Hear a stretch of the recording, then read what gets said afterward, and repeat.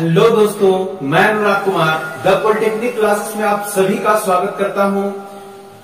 तो इस क्लास में हम लोग आज क्या करने वाले हैं, जैसा कि आपको बोर्ड पे दिखाई दे रहा है, प्रीवियस ईयर क्वेश्चन हम लोग करने वाले हैं। ये आपका लगातार अभी 3 ईयर 4 ईयर और हो सकता है कि हम 5 ईयर तक का हम प्रॉब्लम आप लोग को प्रोवाइड कर दें।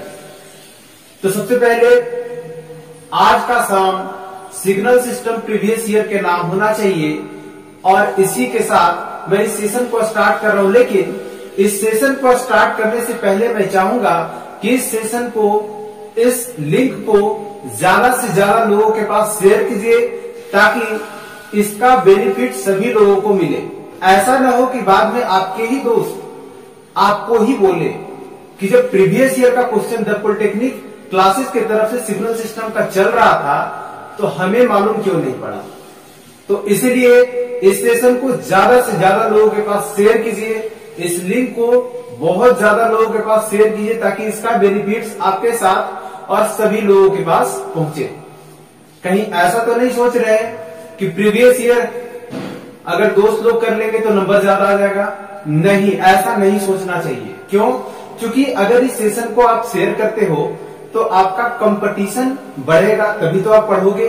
अगर कंपटीशन जीरो है, अगर मैं खुद अगर तैयारी कर रहा हूं और मैं उस फील्ड में मैं खुद अकेला ही हूं तो मुझे लगेगा कि मैं जितना जान रहा हूं उतना ही सफिशिएंट है, उससे ज्यादा जानने की जरूरत नहीं है। लेकिन जब कंपटीशन बढ़ती है तो मेहनत भी करनी पड़ती है और मेहनत करने की इच्छा भी जागृत होती है। इसीलिए सबसे पहले मैं आप सभी से रिक्वेस्ट करता हूं कि इस सेशन को ज्यादा से ज्यादा लोगों के पास शेयर करें और बहुत ज्यादा लोगों के पास शेयर करें ताकि इसका लाभ आपके साथ साथ आपके दोस्त लोग भी इसका लुत्फ ले सके।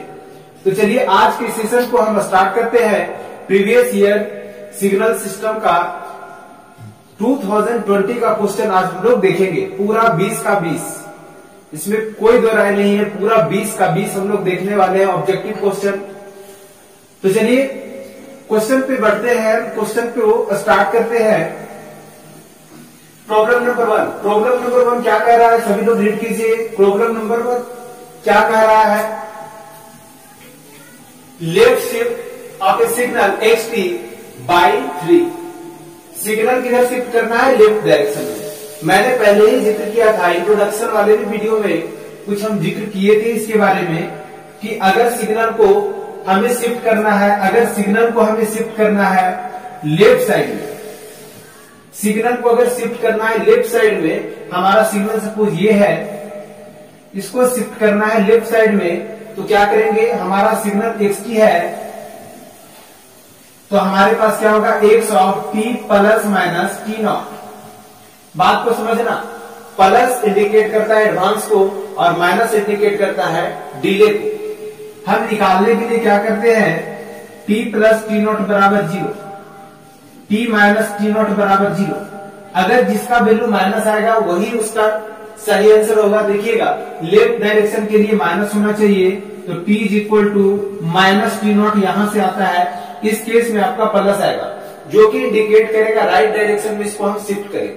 तो जब लेफ्ट डायरेक्शन में शिफ्ट करने की बात हो रही है तो क्या है, t प्लस टी नॉट। यहां क्या लिखा है, xt by 3 unit, 3 unit shift करना है तो टी नॉट की जगह पे कितना होगा, 3 यूनिट। यहां कितना होगा, 3 यूनिट। और आपका ऑप्शन कौन कौन सा दिया है, पहले नंबर पे आपका दे दिया है ऑप्शन t प्लस 3, तो यही इसका सही आंसर होगा। t माइनस 3 पॉजिटिव डायरेक्शन में शिफ्ट करेगा, t प्लस माइनस 3 ये दोनों तरफ की बात कर रहा है। अगर सिग्नल को या तो लेफ्ट या फिर राइट अगर शिफ्ट करना है और का बात कर दिया जाए या एंड का बात कर दिया जाए तो आपका ये वाला ऑप्शन सही होगा इस केस में। समझ में आ रही है बात? तो ये हमारा इसका सही जवाब ऑप्शन नंबर ए होगा। चलिए नेक्स्ट सवाल पे बढ़ते हैं और नेक्स्ट सवाल को देखते हैं। Transfer function of a system is defined as the ratio of output to the input. Option क्या इसका दिया है, option number A simple algebraic form, और दूसरा आपका दिया है फूरियर ट्रांसफॉर्म, तीसरा आपका दिया है जेड ट्रांसफॉर्म, और आपका डी दिया है option number D Laplace transform. देखिएगा ये हमारा 4 ऑप्शन बनाया है। ऑप्शन नंबर ए क्या दिया है, simple algebraic form. Option number B क्या दिया है, Fourier transform. Option number C क्या दिया है, जेड ट्रांसफॉर्म। और ऑप्शन नंबर डी क्या दिया है, लैप्लास ट्रांसफॉर्म। आप लोग मैथमेटिकल मॉडलिंग में पढ़े होंगे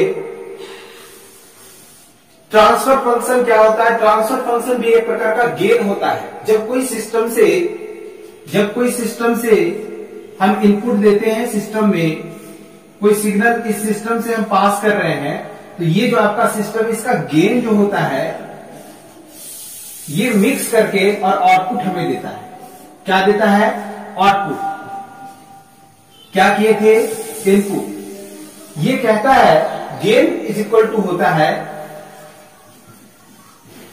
आउटपुट टू द इनपुट।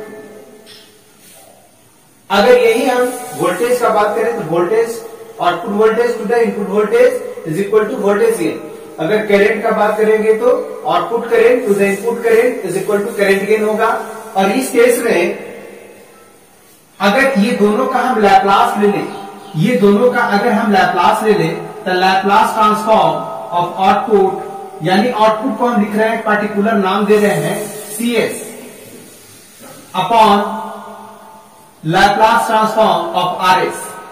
ये इस तरह से हम पढ़ाए थे किसमें, मैथमेटिकल मॉडलिंग में। जो लोग नहीं क्लास ज्वाइन किए हैं, नहीं पढ़े हैं हमसे, वो खुद से पढ़े होंगे। तो मैथमेटिकल मॉडलिंग में हम लोग सभी लोग पढ़े हैं क्या, तो आपका Laplace transform of output to the Laplace transform of input, अगर ऐसा हम लिखते हैं तो इसको कहेंगे ट्रांसफर फंक्शन। तो ट्रांसफर फंक्शन का डिफाइन किया गया, transfer function of a system is defined as the ratio of the output to the input. क्या होता है, लैप्लास ट्रांसफॉर्म होता है। अभी हमने देखा, तो ये आपका क्वेश्चन नंबर 2 का सही जवाब क्या होगा, ऑप्शन नंबर डी इसका सही जवाब होगा। चलिए नेक्स्ट प्रॉब्लम पे बात करते हैं 3। प्रॉब्लम नंबर 3 देखिए, आपका जेड ट्रांसफॉर्म से पूछा है। प्रॉब्लम नंबर 3 जो दिया है, Z transform of X N is equal to U of N. Z transform of X N is equal to U of N. Option number A दिया है Z upon Z minus A. Option number B दिया है Z upon Z minus 1। Option number C दिया है 1 upon Z minus A. Option number D दिया है Z minus 1। चलिए बताइए, जल्दी से कमेंट कीजिए, इसका आंसर क्या होगा। जेड ट्रांसफॉर्म निकालना है किसका, X N is equal to U of N. U of N के केस में क्या होगा, जल्दी से बताइए। जेड ट्रांसफॉर्म देखिए आपका, जेड ट्रांसफॉर्म का अगर बात करें बेसिक डेफिनेशन के अकॉर्डिंग जो हमारा फॉर्मूला आया है वो क्या होता है, तो वो आपका होता है Z transform of X N is equal to summation N from minus infinity to plus infinity X N into Z raise to the power minus N. हम बात कर रहे हैं यूएन का, एक्स एन की जगह पे यूएन मतलब 1 पुट अप कर दीजिए, लिमिट एक्सचेंज कर जाएगा और ये 0 से इंफिनिटी तक होगा और Z raise to the power minus N. अगर हम इसका बात करें तो इसका स्पेशल फंक्शन जो हमारा Z raise to the power, देखिएगा समेशन इन फ्रॉम 0 से infinity Z raise to the power minus 1 whole raise to the power N. अगर ऐसा लिखते हैं तो इसका आपका होता है Z inverse 0 plus Z inverse 1 plus Z inverse 2 plus and so on, कहां तक, इंफिनिटी तक। और इसका अलजेब्रिक सम जो होता इसका जो अलजेब्रिक सम होता है वो क्या होता है, 1 अपॉन 1 माइनस जेड इनवर्स, यही होता है। अगर हम इसका बात करें, इसको ब्रेक करें तो क्या होगा, 1 अपॉन 1 माइनस 1 अपॉन जेड, यानी कि जेड अपॉन जेड माइनस 1। देखिए कौन सा ऑप्शन आपका सही है, ऑप्शन नंबर ए इसका सही जवाब है, जेड अपॉन जेड माइनस ए। ये मैंने सॉल्यूशन इसका दे दिया। हालांकि आप लोग को इसका याद होना चाहिए, अगर इसका याद नहीं है तो आप लोग प्रॉपर्टी अप्लाई ही नहीं कर सकते। प्रॉपर्टी जब तभी अप्लाई होगा या फिर इनवर्स जेड तभी आप निकाल पाओगे जब आपका इसका जेड ट्रांसफॉर्म पता होगा, यूनिट स्टेप का, यूनिट रैंप का, साइन फंक्शन का, कोसाइन फंक्शन का, आपका डेल्टा फंक्शन का, ये सब अगर आपको याद है तभी इनवर्स अप्लाई कर पाओगे। तो चलिए नेक्स्ट सवाल पे बढ़ते हैं। इसी के साथ ये समझ में आ गया। फिर से आप लोग से रिक्वेस्ट है कि सेशन को अभी तक अगर नहीं शेयर किए हैं तो इसे ज्यादा से ज्यादा लोगों के पास शेयर कीजिए ताकि इसका बेनिफिट सबको मिले। बैठे मत रहिए। चलिए बात करते हैं नेक्स्ट सवाल पे। आपका नेक्स्ट सवाल है यूनिट स्टेप और डिफरेंशिएशन गिव्स, क्या देता है? Option number A ramp function, option number B delta function, option number C step function and option number D none of this. ये आपका क्वेश्चन दिया हुआ है। ये क्वेश्चन को जरा ध्यान से देखिए। क्या दिया है? Unit step on differentiation. Differentiation जब हम यूनिट स्टेप का करेंगे तो कौन सा ऑप्शन सही होगा?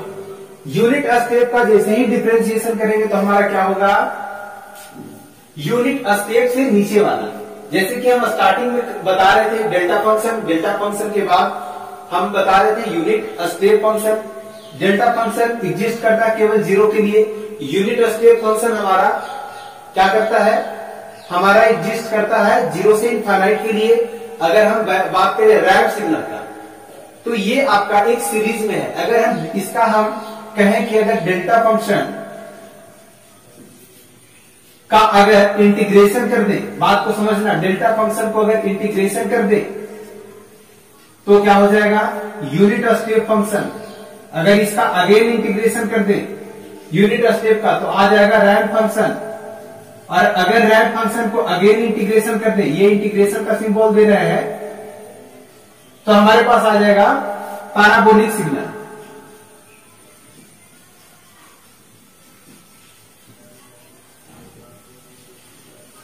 बात समझ में आ रही है? और हम जानते हैं कि इंटीग्रेशन जो है डिफरेंशिएशन का रिवर्स प्रोसेस है। इसीलिए हम कहें कि अगर पैराबोलिक सिग्नल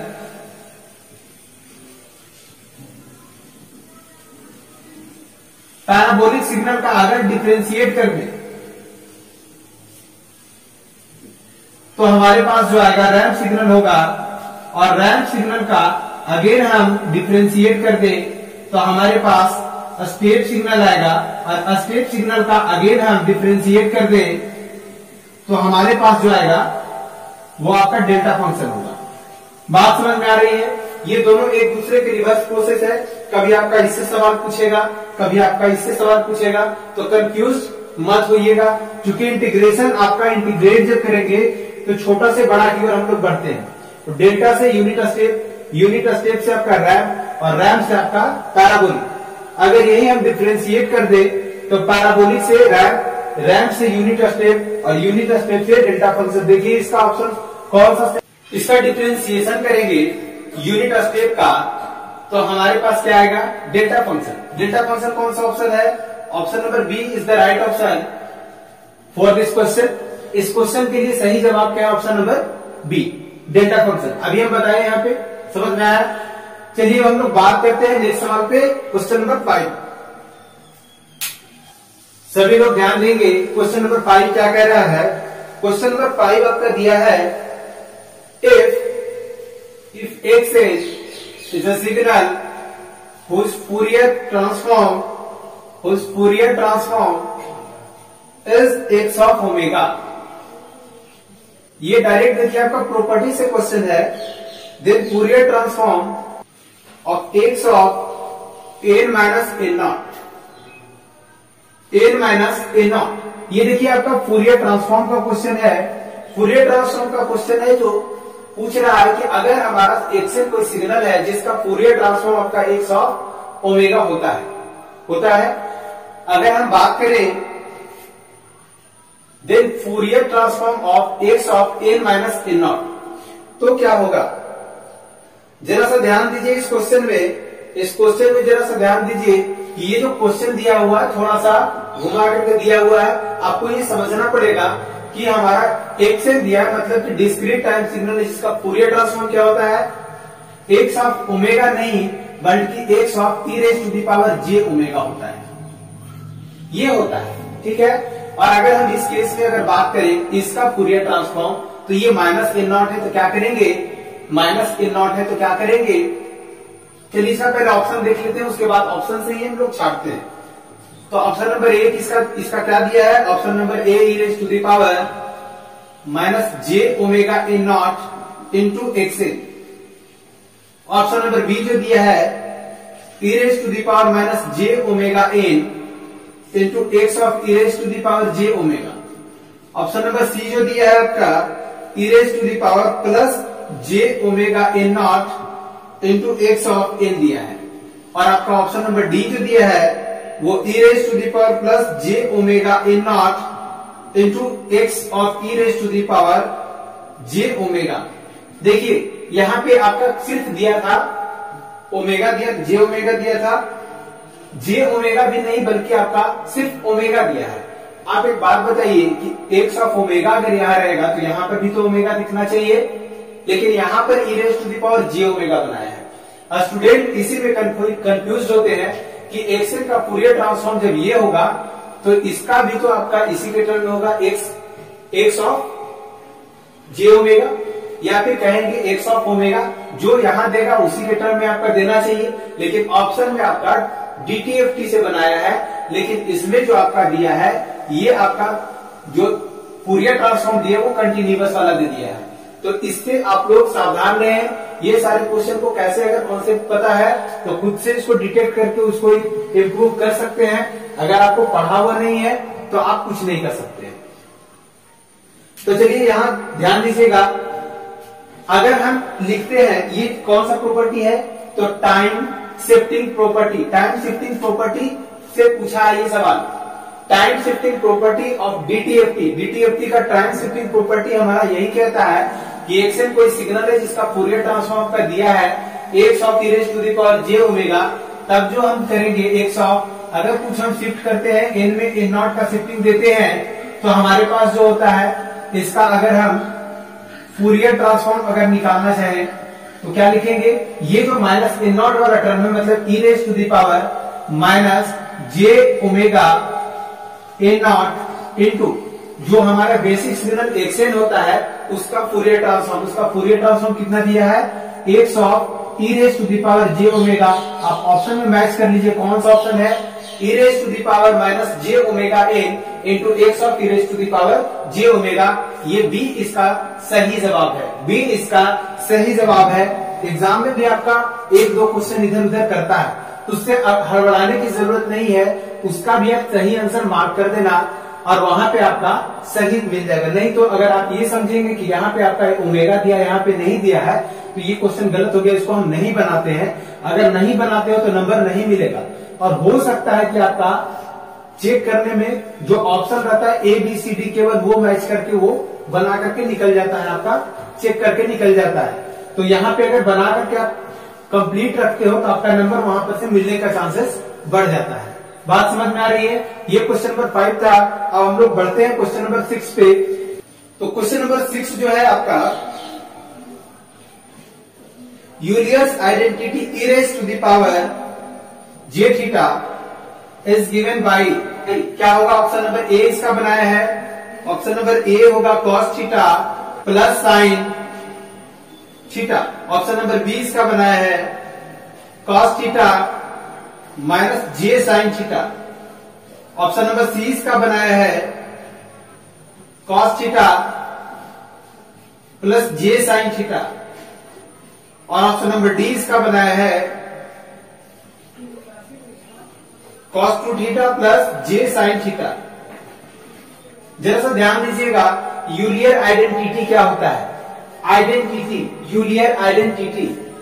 हम अगर इसका हम ये जो यूलियर आइडेंटिटी के बारे में जो बताया गया था वो क्या था, वो हमारा होता है e raise to the power j theta, e raise to the power j theta is equal to क्या होता है cos theta plus j sine theta. Basic हमारा ये होता है यूलियर आइडेंटिटी। बात समझ में आ रहा है? यूलियर आइडेंटिटी जो होता है e raise to the power j theta is equal to cos theta plus j sine theta. अगर यहाँ पे अगर जे टू थीटा अगर करते हैं e raise to the power j two theta अगर कर दे तो यहां पर क्या होगा, cos two theta plus sine two theta j होगा। एक पार्ट आपका रियल है और दूसरा आपका कॉम्प्लेक्स होना ही चाहिए। जे वाला पार्ट आपका रहेगा तभी यूलियर आइडेंटिटी वैलिड होगा, अदरवाइज वो गलत हो जाएगा। बात समझ में आ रही है? अगर यहाँ पे माइनस रिप्लेस कर दे तो केवल यहाँ पे माइनस होगा और बाकी आपका वही रहेगा। यहाँ पे ऑप्शन में मैच करते हैं, e raise to the power क्या किया है, जे थीटा। तो जे थीटा के केस में क्या लिखे हैं, cos theta plus j sine theta. Option को मैच करेंगे, cos theta plus sine theta नहीं, ऑप्शन गलत है। Cos theta minus j sine theta नहीं, ऑप्शन गलत है।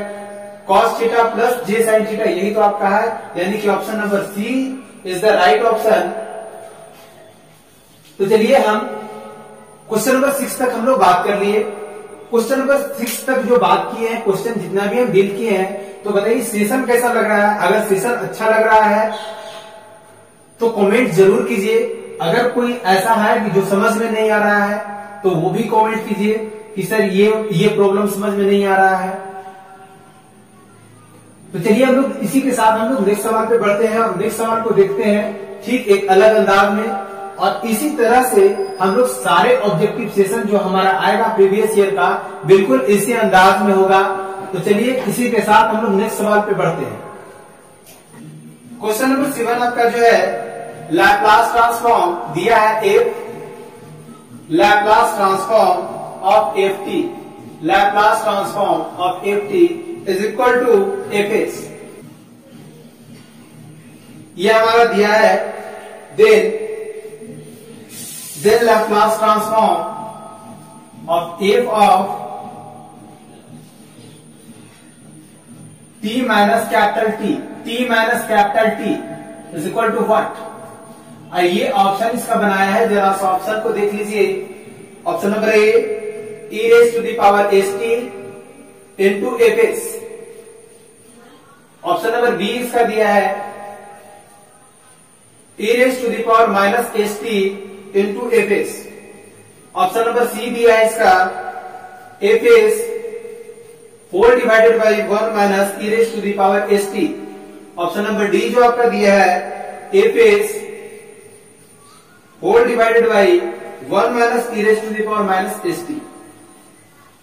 ये हमारा ऑप्शन दिया है। देखिएगा जरा ध्यान से देखिएगा, इस क्वेश्चन को ध्यान से देखिएगा। क्या पूछा है, Laplace transform of F of T minus T, मतलब टी में हमारा shifting, Laplace transform of shifting property. Shifting property of Laplace transform क्या होता है, जैसे ध्यान दीजिएगा। अगर कोई सिग्नल हमारा दिया है एक्स टी दिया है जिसका लैप्लास ट्रांसफॉर्म एफ एस आपका एक्स एस आपका होगा। एक्स टी अगर है तो यहाँ एक्स एस हो जाएगा। अगर यहाँ पे हमारा एफ टी रहता तो यहां पर क्या होता, एफ एस। आपका यही तो दिया है f t equal to f s.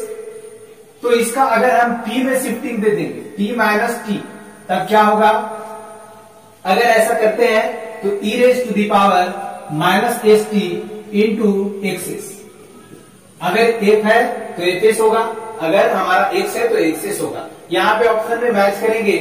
Option number 1 e raise to the power s t into f s क्या होगा, माइनस वहां है, यहां पर क्या है, प्लस है, कभी नहीं होगा, ये ऑप्शन गलत है। दूसरे केस में हम बात करें e raise to the power minus s t into f s. Option number दूसरा जो है आपका सही है। और आपका ये भी बात ध्यान में रहे कि जितना का हम शिफ्टिंग दे रहे हैं उतना हमारा यहाँ पे टी वही होना चाहिए। यहाँ पे शिफ्टिंग माइनस टी से दे रहे हैं तो यहाँ पर आपका माइनस टी होगा। कैपिटल हमारा टी कैपिटल टी है तो यहाँ पे कैपिटल टी हम लिखेंगे। बात समझ में आ रहा, तो ऑप्शन नंबर बी इसका सही जवाब है। देखिए ऑप्शन नंबर सी और डी को देखते हैं। ये वाला जो फॉर्मेट देख रहे हैं यहाँ पे प्लस होगा, ये सॉरी माइनस ही है, कोई बात नहीं। देखिएगा ये माइनस है और ये भी माइनस है। ये वाला फॉर्मूला आपका याद कीजिएगा कि Laplace transform of periodic signal के लिए निकालते थे तो आपका यही रिजल्ट आता था, यही रिजल्ट आया था। और ये आपका जो है ये आपका कुछ वैसा ये फॉर्मेट नहीं देता। ये आपका पीरियोडिक के केस में आपका होता है कोई पीरियोडिक सिग्नल, जैसे कि आपका लगातार आपका इस तरह से ये रिपीट कर रहा है इस तरह से हमारा सिग्नल दिया रहे, इसका क्या निकालेंगे, इसका हम लैप्लास ट्रांसफॉर्म निकालेंगे और लैप्लास ट्रांसफॉर्म निकालने के बाद एफ की जगह पे सिर्फ पुट अप कर देंगे और बाकी सेम वही रहेगा और वो उसका क्या हो जाएगा, लैप्लास ट्रांसफॉर्म फाइंड हो जाएगा। तो चलिए यहां से एक और आपका क्लियर हो गया किस तरह से हम पीरियोडिक सिग्नल का निकालते हैं। तो चलिए ये ऑप्शन बी इस सवाल का सही जवाब है, ऑप्शन नंबर बी। हम लोग नेक्स्ट सवाल पे बढ़ते हैं। Problem number 8। प्रॉब्लम नंबर 8 हमारा क्या है, ध्यान से देखिएगा। प्रॉब्लम नंबर 8 ये आपके स्क्रीन पे डिस्प्ले हो रहा है। Problem number 8। प्रॉब्लम नंबर 8 कहता है trigonometric Fourier series of even function, trigonometric Fourier series of even function have following terms. Option number A क्या दिया है, ऑप्शन नंबर ए दिया है आपका DC term. Option number A क्या दिया है, DC term. Option number A क्या दिया है, DC term. Option number B क्या दिया है, cosine term. Option number C क्या दिया है, बोथ ए एंड बी। और ऑप्शन नंबर डी क्या दिया है, साइन टर्म। तो बताइए इसमें कौन सा होगा, जल्दी से कमेंट कीजिए आप लोग, इसका आंसर कौन सा होगा। सभी लोग कमेंट करेंगे, उसके बाद हम तो बताएंगे ही।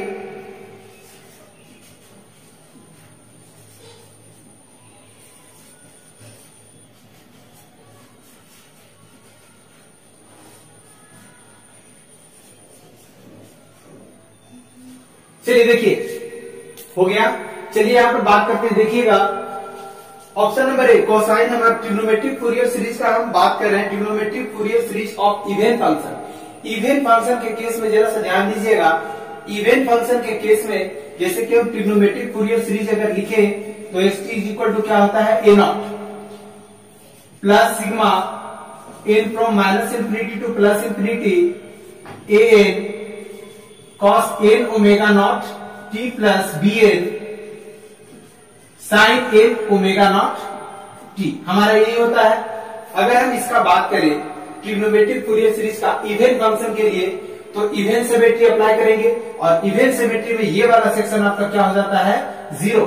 तो बच क्या गया, डीसी टर्म और कोसाइन टर्म। देखिए तो ऑप्शन में क्या दिया है, डीसी टर्म और कोसाइन टर्म, और आपका सी में दिया है बोथ ए एंड बी, मतलब दोनों होगा। तो ऑप्शन नंबर सी इसका सही जवाब होगा और ऑप्शन नंबर डी का कोई मतलब नहीं है, क्योंकि आपका ऑप्शन नंबर डी जो है साइन डी और साइन टर्म क्या होता है, 0 हो जाता है। अगर यहीं पे हम बात करें ऑड सिग्नल के केस में तो ऑड इवन सिग्नल के केस में आपका दोनों होगा और ऑड सिग्नल के केस में सिर्फ आपका साइन टर्म होगा, ये दोनों टर्म आपका नहीं होगा। क्यों नहीं होगा, सब कुछ बताया हुआ है क्यों नहीं होगा, क्योंकि ये ए नॉट भी आपका क्या है, कोसाइन का ही आपका कोफिशिएंट है, लेकिन ये 0 के लिए है इसलिए आपका कोसाइन नहीं दिख रहा है, अदरवाइज कोसाइन दिखता। बात समझ में आ रहा है। तो ये आपका ऑप्शन नंबर सी इसका सही जवाब है। चलिए नेक्स्ट सवाल पे बढ़ते हैं। नेक्स्ट सवाल हमारा क्या है, नेक्स्ट सवाल हमारा जो दिया है ये डिस्प्ले हो रहा है आपके स्क्रीन पे, ध्यान दीजिएगा। VS इक्वल टू आपका दिया है 6 इंटू एस प्लस 600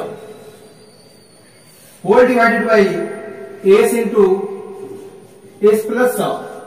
आपका यही दिया है, निकालना है इनिशियल वैल्यू निकालना है ऑफ VT, इनिशियल वैल्यू निकालना है ऑफ VT का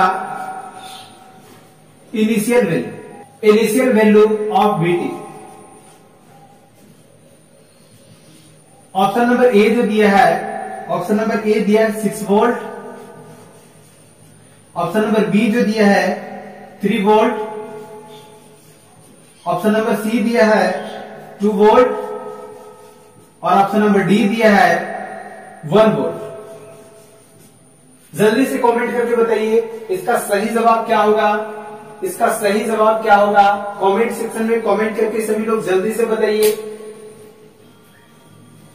चलिए जिनको आता है वो ठीक है, जिनको नहीं आ रहा है वो यहां ध्यान देंगे। VS इक्वल टू क्या दिया है, VS इक्वल टू आपका दिया है 6 इंटू एस प्लस 600। इसको अगर हम पहले कन्वर्ट करना चाहें किसमें, XT में, वहां से भी निकाल सकते हैं, और नहीं तो हमारा इनिशियल वैल्यू थ्योरम क्या कहता है, अगर वो पता है तो वहां से निकल जाएगा।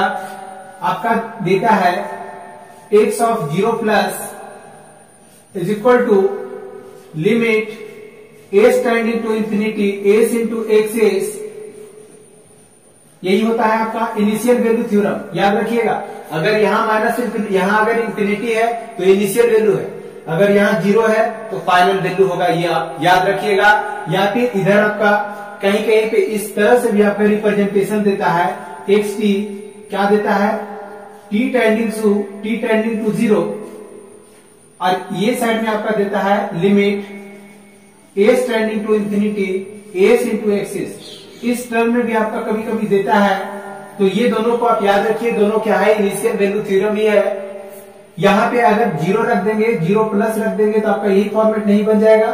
जी बिल्कुल, हमारा जो दिया है आपका क्या दिया है, एस के टर्म में, तो एस के टर्म में जो दिया है इसमें एस से हम मल्टीप्लाई करेंगे, एस से क्या करेंगे, मल्टीप्लाई करेंगे। देखिएगा इनिशियल वैल्यू फाइंड करने के लिए हम बता रहे हैं, इनिशियल वैल्यू फाइंड करने के लिए 6 इंटू एस प्लस 600 ये हो गया, होल डिवाइडेड बाई क्या दिया है, एस इंटू एस प्लस 100।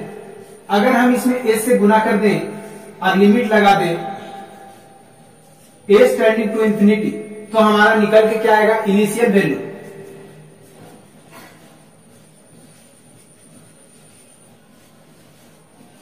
जब इनिशियल वैल्यू आपका निकल के आएगा, देखिएगा इसको कैलकुलेट कीजिए, एस से एस आपका कट जाएगा, आप एस दोनों में कॉमन कर लेंगे, दोनों में कॉमन कीजिएगा तो यहां आ जाएगा 6s, यहां पर आ जाएगा 1/600 upon s whole divided by s, यहां पर भी कॉमन करेंगे 1 प्लस 100 डिवाइडेड बाई एस, आपका ये आएगा। देखिए एस से एस आपका कट जाएगा, अब लिमिट को आप रख दीजिए, तो यहां पर इंफिनिटी रखेंगे तो समथिंग बाई इंफिनिटी क्या होगा, 0। तो यहां क्या है 6 इंटू 1 होल डिवाइडेड बाई, ये पार्ट आपका फिर 0 होगा, नीचे क्या है 1, कितना आ गया 6, और 6 होल इसका सही जवाब होगा। बात समझ में आया किस तरह से बनाते हैं। अगर हमारा एस के टर्म में दिया है, अगर हमारा एस के टर्म में दिया है तो हम राइट साइड वाला यूज करेंगे, अगर हमारा टी के टर्म में दिया है तो हम लेफ्ट वाला यूज करेंगे, और इस तरह से हम फाइंड कर लेंगे। बात समझ में आ गया, ये क्वेश्चन नंबर 9 था। चलिए हम लोग क्वेश्चन नंबर 10 पे बढ़ते हैं। सभी लोग क्वेश्चन नंबर 10 को रीड कीजिए, क्वेश्चन नंबर 10 चलिए क्वेश्चन नंबर 10 सभी लोग रीड करेंगे। क्वेश्चन नंबर 10, क्वेश्चन नंबर 10 क्या कह रहा है, most widely used Fourier series is, most widely used Fourier series is, option number A आपका दिया है, ऑप्शन नंबर ए आपका दिया है trigonometric series, option number B दिया आपका cosine series, option number C आपका दिया है एक्सपोनेंशियल सीरीज, और ऑप्शन नंबर डी आपका दिया है नन ऑफ दीज। चलिए सभी लोग कमेंट करिए, बताइए कि इसका ऑप्शन क्या होगा।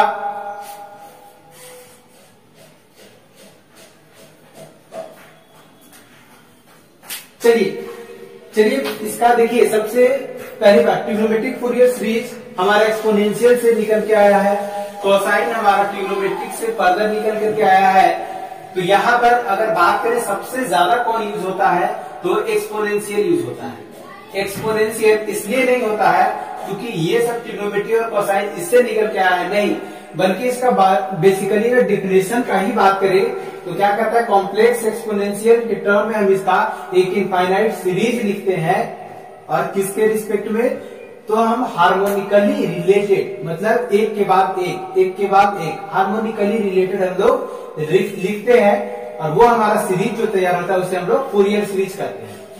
तो ये बेसिक डिफिनेशन से ही हम लोग को ये क्लियर हो जाना चाहिए, और ये याद रखने की बात है। अगर आपका एग्जाम में बहुत बार रिपीटेड किया है क्वेश्चन ऑब्जेक्टिव में, तो इसीलिए इसका सही जवाब क्या होगा, इसका सही जवाब आपका ऑप्शन नंबर सी होगा, exponential Fourier series. Exponential Fourier series is the Fourier series which is mostly used.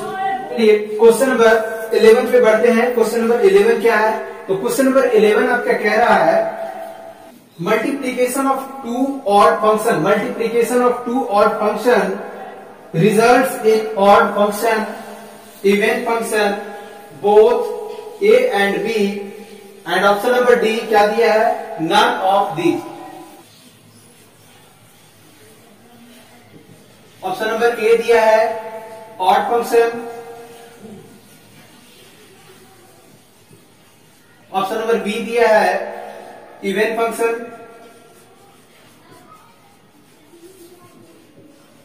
Option number C दिया है बोथ ए एंड बी,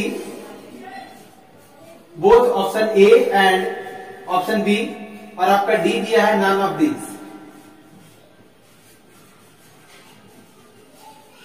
देखिएगा ये इसका 4 ऑप्शन बनाया है। मल्टीप्लीकेशन यदि 2 ऑड फंक्शन का करेंगे तब क्या होगा।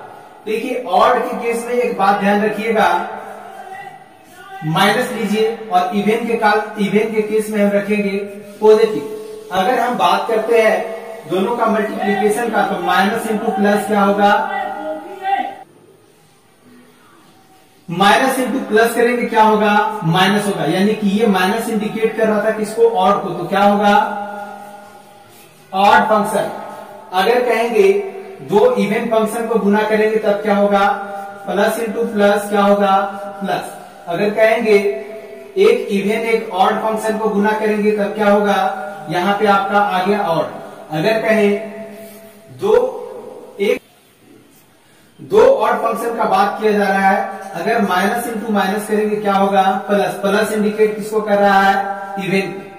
तो ये कैसा होगा, इवन फंक्शन। इवन फंक्शन देखिए ऑप्शन में है, ऑप्शन नंबर 20 का सही जवाब होगा। अब हम लोग नेक्स्ट प्रॉब्लम पे बढ़ते हैं। नेक्स्ट प्रॉब्लम पे हम लोग पढ़ते हैं प्रॉब्लम नंबर 12। प्रॉब्लम नंबर 12 सभी लोग ध्यान देंगे। प्रॉब्लम नंबर 12, प्रॉब्लम नंबर 12 कहता है the mathematical statement limit n tending to infinity, limit n tending to infinity is equal to limit z tending to 1, limit z tending to 1 minus z inverse into xz is known as. किस theorem के according लिखेंगे। अगर यहाँ पे 1 लिखा हुआ है, right side में अगर 1 लिखा हुआ है, इसका मतलब हमें ये जानना पड़ेगा, हमें ये समझना पड़ेगा, ये जो है आपका फाइनल वैल्यू थ्योरम ये कह रहा है जेड ट्रांसफॉर्म का। और ये साइड में आपका अगर माइनस इंफिनिटी दे दिया गया है, लेफ्ट साइड में आपका माइनस इंफिनिटी दे दिया गया है, तो भी इससे भी ये जाहिर होता है कि ये क्या है फाइनल वैल्यू थ्योरम। इसीलिए इसमें कोई दो राय नहीं, इसका सही जवाब आपका फाइनल वैल्यू थ्योरम होगा। चलिए नेक्स्ट सवाल पे बढ़ते हैं, और नेक्स्ट सवाल आपका है time scaling changes. Time scaling changes क्या चेंज करता है, पावर को चेंज करता है, एनर्जी को चेंज करता है, एनर्जी सिग्नल का चेंज होता है या पावर चेंज होता है। जल्दी से कमेंट सेक्शन में कमेंट करके बताइए, और अगर नहीं होता है तो बाकी तो सब तो है ही, वो तो आपको बताएंगे ही। देखिए ये आपका क्वेश्चन नंबर जो आपका 13 है, क्वेश्चन नंबर 13 में कह रहा है स्केल करेंगे। चलिए ध्यान दीजिएगा, अगर हम स्केल करेंगे इसमें, ये हमारा एक सिग्नल है, ये हमारा एक सिग्नल है। अगर इसमें स्केल करेंगे तो या तो सिग्नल एक्सपैंड होगा या तो सिग्नल कंप्रेस होगा, यही तो होगा। अगर सिग्नल एक्सपैंड हो रहा है तो देखिएगा, अगर यहाँ -1 से +1 तक एग्जिस्ट कर रहा था, अब एक्सपैंड हो गया, तो एक्सपैंड होगा तो ये -2 से +2 तक ये जाएगा। तो यानी इसके बीच में क्या है, हमारा एरिया बढ़ रहा है, मतलब एनर्जी बढ़ रहा है। बात को समझिएगा। और अगर हम पावर सिग्नल पे अगर हम स्केलिंग प्रॉपर्टी अप्लाई करते हैं तो उस पर कोई इफेक्ट नहीं पड़ता है, क्योंकि वो -इंफिनिटी से +इंफिनिटी तक आपका वही वे में चला जाता है। बात समझ में आ रही है। तो इस तरह से हमारा क्या इफेक्ट आएगा, एनर्जी। तो ऑप्शन नंबर कौन सा सही होगा, option number A, energy signal is the right option for this question. चलिए अब हम लोग बात करते हैं नेक्स्ट सवाल पे। नेक्स्ट सवाल आपका क्या है, क्वेश्चन नंबर 14। क्वेश्चन नंबर 14 पे ध्यान दीजिएगा। क्वेश्चन नंबर 14 को सभी लोग रीड करेंगे। क्या कह रहा है, fundamental time period of signal. Signal का फंडामेंटल टाइम पीरियड क्या होगा। ऑप्शन में दिया है 1/8 सेकेंड, ऑप्शन नंबर बी दिया है 8 सेकेंड, बी में दिया है 8 सेकेंड, ऑप्शन नंबर सी में आपका बनाया है 4 सेकेंड, और ऑप्शन नंबर डी में आपका दिया है 1/4 सेकेंड। और किसके लिए, हमारा फंक्शन क्या दिया है, cos π/4 t-1। चलिए इसके लिए अगर हम बात करते हैं, देखिएगा ध्यान से देखिएगा किस तरह से इसका हम टाइम पीरियड फाइंड करते हैं। तो टाइम पीरियड फाइंड करने के लिए ओमेगा पता होना चाहिए, और ओमेगा को पता कैसे करेंगे, चलिए यहां ध्यान से देखिएगा। कॉस मल्टीप्लाई कर रहे हैं पाई बटा 4 इंटू टी माइनस पाई बटा 4। हम मेरी बात अगर मानो तो डायरेक्ट टीसी का निकाल दो, इसका हम ध्यान नहीं देंगे। लेकिन अगर आपको लगता है कि नहीं सर ये आपका शिफ्ट कर रहा है, तो शिफ्टिंग में क्या दिक्कत है, हम यही सिग्नल को शिफ्ट कर देते हैं आगे तरफ, पाई बटा 4 शिफ्ट कर दें। क्या सिग्नल चेंज करेगा? सिग्नल चेंज नहीं करेगा।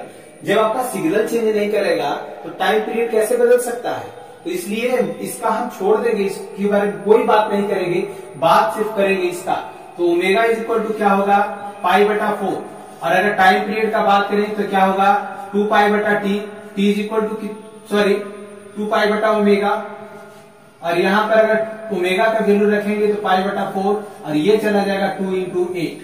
पाई से पाई आपका कैंसिल हो जाएगा, क्या आ जाएगा 4 होगा, सॉरी ये आपका 8 हो जाएगा। इस तरह से हम इसका डिटरमाइन करते हैं, 8 आपका यहां दिया ऑप्शन नंबर बी में। तो इस तरह से हम फाइंड करते हैं। अगर हम शिफ्टिंग का बात ही कर रहे हैं, थोड़ा सा और बात कर रहे हैं, cos A minus B, cos A into cos B, cos A into cos B plus sine A into sine B. ये पाई बटा 4 का पार्टिकुलर वैल्यू हम लिख देंगे, जो कि एम्पलीट्यूड में चला जाएगा, एम्पलीट्यूड में चला जाएगा। क्योंकि अगर हम शिफ्ट करते हैं, जैसे कि हम कोसाइन का देखिए यहाँ पे थोड़ा सा हम डील कर रहे हैं, हल्का सा डील करें ताकि आप लोग को ये क्लियर हो जाए। ध्यान से देखिएगा, ये सिग्नल को माइनस करा तो इसको हम प्लस की तरफ शिफ्ट करेंगे, और प्लस की तरफ जैसे ही शिफ्ट करेंगे, अगर ये हमारा पाई बटा 2 है, ये हमारा पाई है, तो देखिएगा अगर पाई बटा 4 का हम शिफ्टिंग देते हैं, मतलब कि इसका ठीक आधा होगा पाई बटा 4। अगर ये शिफ्ट करते हैं तो एम्पलीट्यूड देखिए यहां से खिसक के यहां आ जाएगा। ये अगर हमारा पाई बटा 4 है तो इतना ही का हम शिफ्टिंग देंगे, मतलब जैसे ही हम शिफ्टिंग देंगे हमारा सिग्नल कैसा हो जाएगा, हमारा सिग्नल देखिए यहां से स्टार्ट होकर के वैसा जाएगा। तो एम्पलीट्यूड देखिए पहले हमारा 1 था, अब 1 से घट गया, घट रहा है ना। अगर हम लेफ्ट साइड में शिफ्ट देंगे तो भी हमारा एम्पलीट्यूड पे ही हमारा दिखेगा असर, और लेकिन हमारा अगर बात किया जाए टाइम पीरियड पे तो उसपे कोई इफेक्ट नहीं दिखने जा रहा है। पहले जो हमारा टाइम पीरियड था, पहले जितने टाइम में सिग्नल रिपीट कर रहा था, अभी उतना ही टाइम में रिपीट करेगा, उसके टाइम पीरियड में कोई भी चेंजेस नहीं आएगा। समझ में आ गया किस तरह से इसको करेंगे? ये हमारा प्रॉब्लम नंबर 14 था, जिसके बारे में हम बातचीत किए। अब हम लोग नेक्स्ट प्रॉब्लम पे बढ़ते हैं।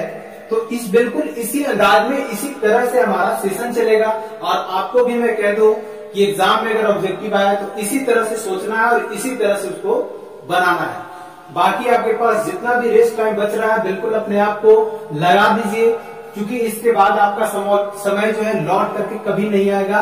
और अगर एक बार आप कर गए अच्छा, तो आप समझ लीजिए कि आपका पेपर भी अच्छा हो जाएगा, और दूसरी बात आपका नंबर भी अच्छा आ जाएगा। समझ में आ रही बात? तो चलिए नेक्स्ट सवाल पे इसी के साथ हम लोग बढ़ते हैं, और नेक्स्ट सवाल को करते हैं। नेक्स्ट सवाल आपका प्रॉब्लम नंबर 15। प्रॉब्लम नंबर 15 देखिए, आपका मैथमेटिकल मॉडलिंग से क्वेश्चन पूछा हुआ है। मैथमेटिकल मॉडलिंग से आपका क्वेश्चन पूछा हुआ है।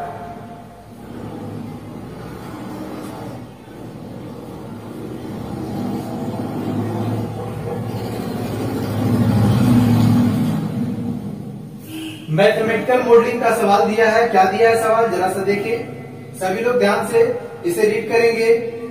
A node having only incoming branches, a node having only incoming branches is called as। Option number A दिया है output node, option number B दिया है input node, option number C दिया है बोथ ए एंड बी, और option number D आपका दिया है नन ऑफ दीज। देखिए कौन सा ऑप्शन इसका सही होगा। कह रहा है a node having only incoming branches, ये एक नोड है जिससे सभी इनकमिंग ब्रांचेज इस पे आकर के मिल रही है।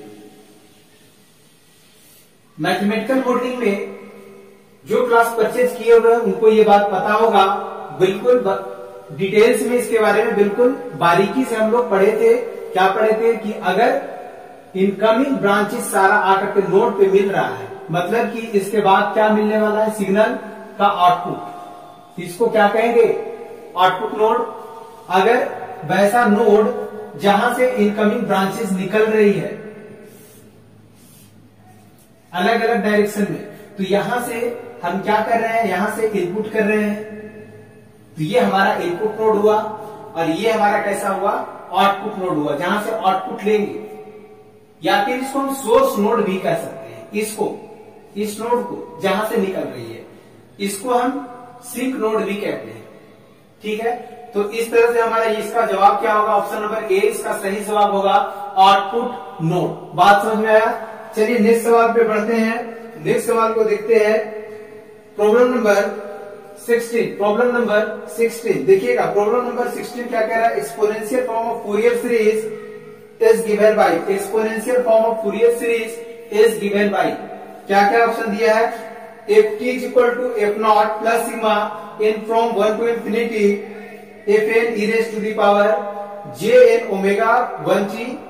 इसके बाद और भी दिया है। इसके बाद आपका देखिए, ये तो आपका क्लियर ऐसे ही हो गया कि एक्सपोनेंशियल फूरियर सीरीज जो हम लेते हैं उसमें लिमिट कहां से कहां तक होता है, माइनस इंफिनिटी से प्लस इंफिनिटी। यहां पर आपका क्या दिया है, 1 से इंफिनिटी, तो यहाँ पे, और दूसरी बात यहाँ पे एक और एरर है कि अगर एक्सपोनेंशियल के टर्म में लिखते हैं तो आपका एफ नॉट बाहर निकाला है, मतलब ये डीसी टर्म है। कभी ऐसा हम लोग रिप्रेजेंटेशन देते हैं क्या, नहीं देते। ये हमारा ट्रिग्नोमेट्रिक में होता है, वो भी हमारा ट्रिग्नोमेट्रिक, उसमें हमारा फंक्शन रहता है, तो ये ऑप्शन तो आपका नहीं होगा।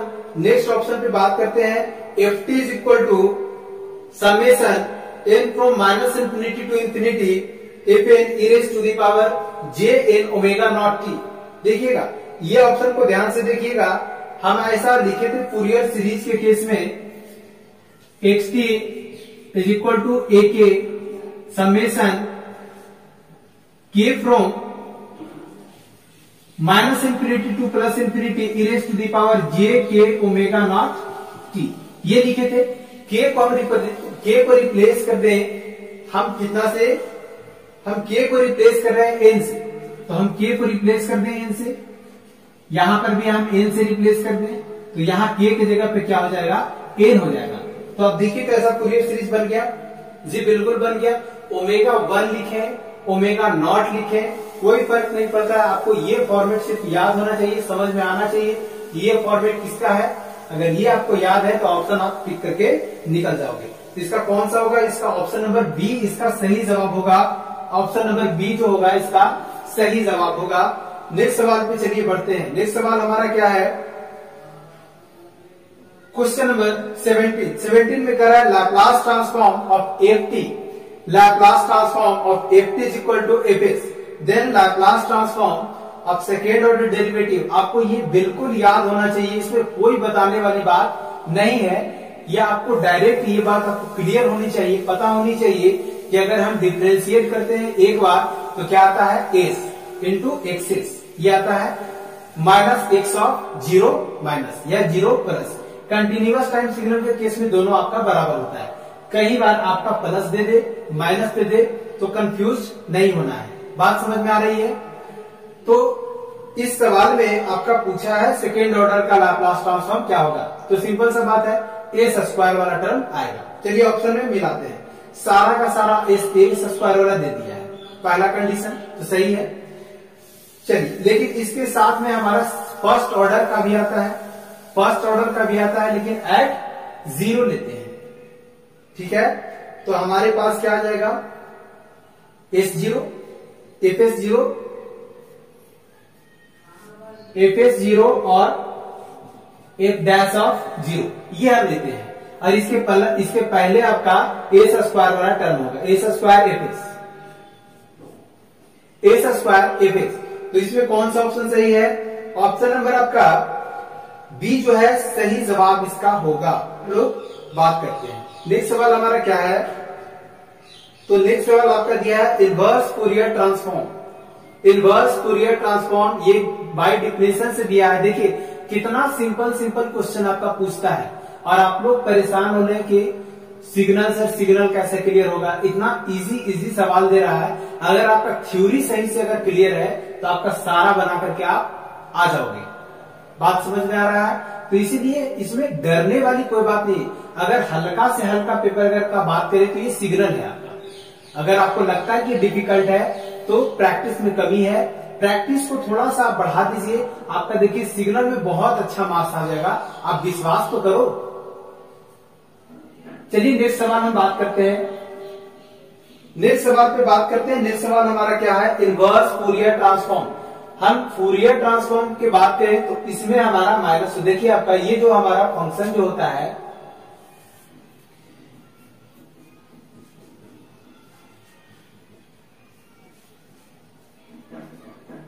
देखिएगा inverse Fourier transform of a function f of omega is given by, option number A क्या दिया है, f t is equal to क्या दिया है, integration limit from minus infinity to infinity. इसमें भी कोई दो राय नहीं है, minus infinity to plus infinity होता है।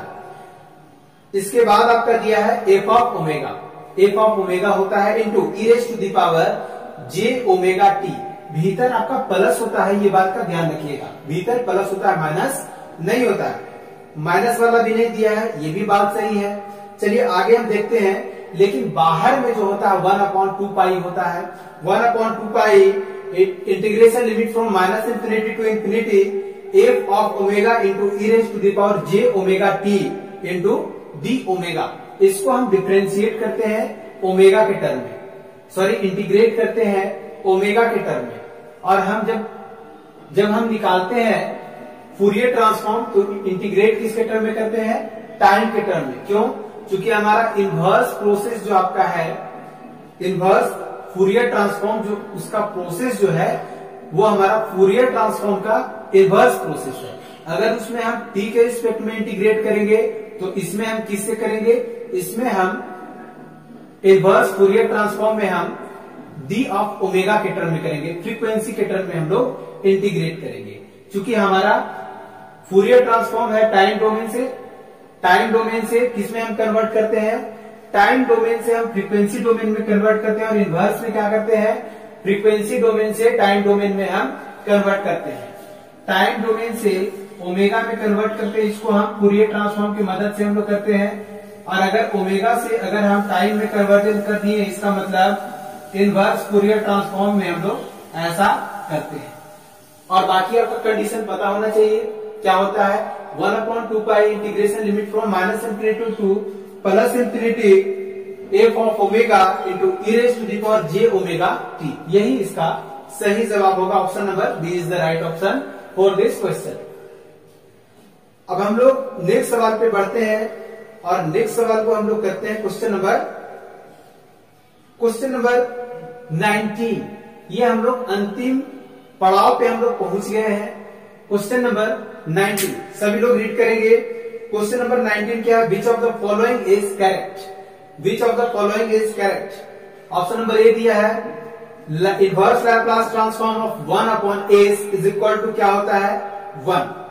Option number B f t convolution h t whose Laplace transform is f s into h s.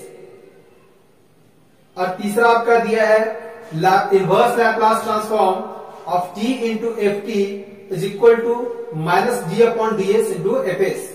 और नेक्स्ट आपका है ऑल ऑफ द एबव। इसका सही जवाब क्या होगा, सभी लोग कमेंट सेक्शन में जरूर दें। इसका सही जवाब क्या होगा, इसका सही जवाब सभी लोग दीजिए, कमेंट सेक्शन में जवाब दीजिए इसका। क्वेश्चन नंबर 20 जो आपका है, क्वेश्चन नंबर 20 आपका डेल्टा फंक्शन का है। देखिएगा डेल्टा फंक्शन का एम्पलीट्यूड कितना होता है 1 होता है। एम्पलीट्यूड कितना होता है 1 होता है। अगर उसमें किसी टर्म से हम डिवाइड कर दे, अगर उसमें किसी टर्म से डिवाइड कर दे तो क्या वो होगा, उसका एम्पलीट्यूड घट जाएगा।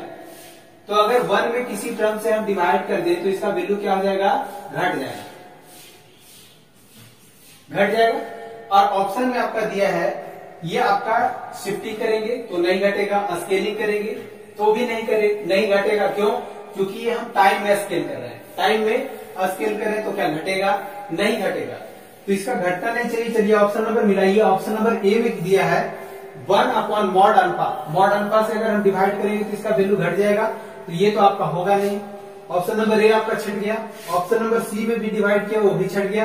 क्या ऑप्शन नंबर बी सही है? ऑप्शन नंबर बी इसका सही जवाब है, क्योंकि अगर हम शिफ्टिंग अगर कर देते हैं तो इसका एम्पलीट्यूड कभी नहीं घटता है, और एम्पलीट्यूड जब आपका नहीं घटा तो ऑप्शन नंबर बी इसका क्या होगा? सही जवाब होगा। तो इसके साथ हम लोग 20 का 20 हम लोग क्वेश्चन यहाँ पे हम लोग एनालिसिस किए 1 by 1।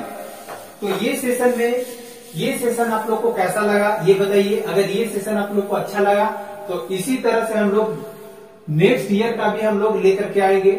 नेक्स्ट ईयर भी मैं करवाऊंगा सिग्नल का। और अगर आपको ये सेशन इससे भी कुछ कमी रह गया है, इससे और अच्छा होना चाहिए, तो वो भी आप कमेंट सेक्शन में जरूर बताएं। और जितना भी प्रीवियस ईयर का क्वेश्चन है, अगर आप लोग चाहते हो 4 से 5 साल का करवाना तो हम बिल्कुल करवा देंगे।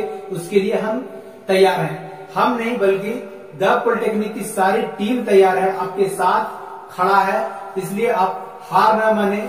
आप लोग ये नहीं सोचें कि हमारी तैयारी सिग्नल की नहीं है। सिग्नल वाले सर हमेशा आप लोग के साथ हैं और जितने भी हेल्प चाहिए वो हेल्प करेंगे। लेकिन हाँ, आप लोग का अगर मेहनत नहीं रहा, मेहनत आप लोग नहीं करेगा, तो यहाँ आपका टीचर भी जो है मेहनत नहीं करेगा। क्यों? क्योंकि टीचर भी तब एनर्जी टीचर को मिलता है जब आप मेहनत करते हैं, आपका रिस्पांस अच्छा आता है। तो चलिए इसी के साथ हम लोग नेक्स्ट सेशन में मिलते हैं एक नए एनर्जी, एक नए उत्साह के साथ, और 2019 का क्वेश्चन हम लोग प्रीवियस ईयर का देखेंगे। तो इसी के साथ हम लोग इस सेशन को यहीं पे स्टॉप करते हैं। तो नेक्स्ट सेशन में हम लोग मिलते हैं। इस सेशन में इतना है। Thank you.